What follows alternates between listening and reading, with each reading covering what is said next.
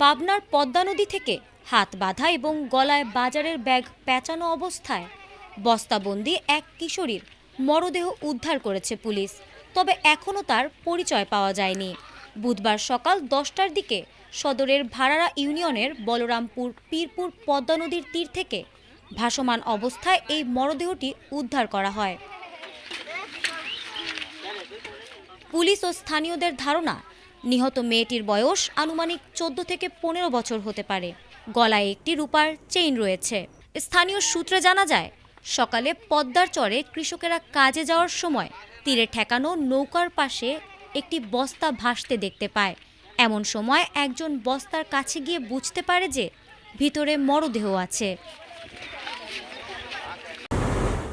এরপর কৃষকের কাজে ব্যবহৃত কাঁচি দিয়ে বস্তার মুখ খুলে দেখে যে একটি মেয়ের মরদেহ।